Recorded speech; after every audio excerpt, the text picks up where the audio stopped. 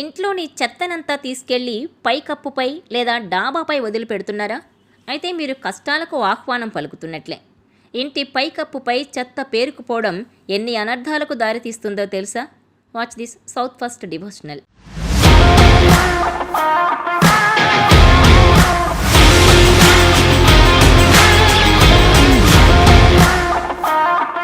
ఇల్లంతా వాస్తు నియమానుసారం చాలా పద్ధతిగా నిర్మించుకుంటాం.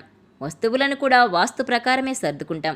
మరి వాస్తు నియమాలన్నీ సక్రమంగా పాటించినా కష్టాలెందుకు వెంటాడుతున్నాయని చాలామంది తలలు పట్టుకుంటారు. ఇందుకు వారు చేసే చిన్న చిన్న తప్పిదాలే కారణం కావచ్చు. మిమ్మల్ని కష్టాలు వేధిస్తుంటే తప్పకుండా మీరు మరోసారి వాస్తును సరిచూసుకోవాలి. మీ ఇంటి మిద్దెతో సహా పరిసరాలన్నీ పరిశీలించాలి. ఇంటి టెర్రస్ మీద చెత్త చేరితే ఇంతే సంగతులు అంటోంది వాస్తు.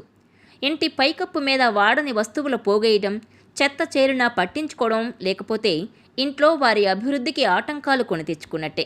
ఇంట్లో గొడవలు పెరిగి మనశ్శాంతి కరువవుతుంది. వాస్తు నియమాలను అనుసరించి ఇంటి పైకప్పు మీద ఎల్లప్పుడూ శుభ్రంగా పెట్టుకోవాలి. డాబా మీద విరిగిపోయినా పాడైపోయినా వాడని వస్తువులు పడేయడం మంచిది కాదు.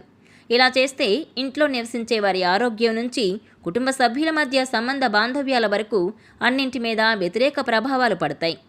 ఇంటి మీద చేరిన చెత్త సామాన్లను తొలగించకపోతే వాస్తు దోషాలతో పాటు పితృదోషాలు కూడా పీడిస్తాయని పండితులు చెబుతున్నారు. ఇంటి వాతావరణం పాడైపోతుంది, అభివృద్ధి నిలిచిపోతుంది, ఆర్థిక నష్టాలు కలుగుతాయి. పాడైపోయిన లేదా పనికిరాని సామాన్లను ఎట్టి పరిస్థితుల్లోనూ ఇంట్లో లేదా ఇంటి ఆవరణలో లేదా డాబా మీద ఇలా ఎక్కడా పెట్టుకోకూడదు. వెంటనే వాటిని ఇంటి బయటకు పంపేయాలి.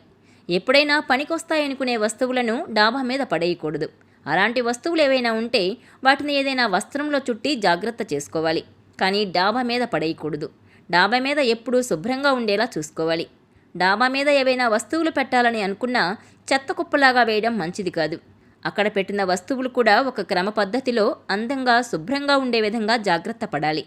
పంచభూతాల నుంచి వచ్చే ఎనర్జీని సరిగ్గా గ్రహించి మంచి ఫలితాలు అందించే కొన్ని వాస్తు టిప్స్ గురించి ఇక్కడ తెలుసుకుందాం. తూర్పు వైపు ఉండే కిటికీ నుంచి ఎండ ఎక్కువగా ఇంట్లోకి ప్రసరించే విధంగా ఉండాలి. ఇలా ఉన్నప్పుడు ఇంట్లోకి ఐశ్వర్యం ప్రవేశిస్తుంది. ఎందుకంటే సూర్యుడు ఆత్మకారకుడు, సింహరాశికి అధిపతి. ఈశాన్యం కేతు దిశ. ఈ దిక్కున గుమ్మానికి పక్కగా మెట్లుండకూడదు. ఇలా ఉండడం దురదృష్టాన్ని ఆహ్వానిస్తుంది. ఈశాన్యం బృహస్పతి స్థానం గనుక ఆ దిక్కున పూజ గది ఉండడం మంచిదే. ఉత్తరం, తూర్పు రెండూ కూడా మెయిన్ ఎంట్రన్స్కు అనువైనవి. కానీ డోర్ పక్కన చెప్పుల ర్యాక్ ఉండడం మంచిది కాదు. ఇది నెగిటివ్ ఎనర్జీని ఆకర్షిస్తుంది. 3 కంటే ఎక్కువ ఎంట్రన్స్ డోర్స్ ఉండడం అన్లక్కీ. ఇది సమస్యలకు ఆహ్వానం పలకడమే. ఇంట్లో నదులు, సముద్రాలు, పువ్వుల తోటలు, మొక్కల పెయింటింగ్స్ ఉంటే అవి గుడ్ లక్ను ఆహ్వానిస్తాయి. ఆగ్నేయం అగ్ని కొలువుండే దిక్కు. అందువల్ల ఇటువైపు కిచెన్ ఉండడం మంచిది. వంట చేసేవారు తూర్పు దిక్కుగా నిలబడే విధంగా ఉండేలా ప్లాట్ఫామ్ నిర్మించుకోవాలి.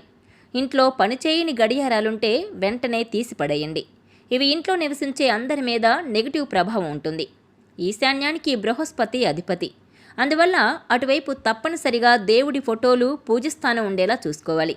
అయితే దేవుడి విగ్రహాలు లేదా పటాలు తూర్పు అభిముఖంగా ఉండాలి. హింసను ప్రతిబింబించే చిత్రాలు ఇంట్లో పెట్టుకోకూడదు. ఇవి ఇంట్లోకి నెగిటివ్ ఎనర్జీని ఆకర్షిస్తాయి. చంద్రుడు వాయవ్యాధిపతి. ఈ దిక్కులో వ్యర్థాలు పడేయకూడదు. చీకటిగా కూడా ఉండకూడదు. ఇలా చేస్తే ఇంట్లోని స్త్రీలకు ఆరోగ్య సమస్యలు రావచ్చు.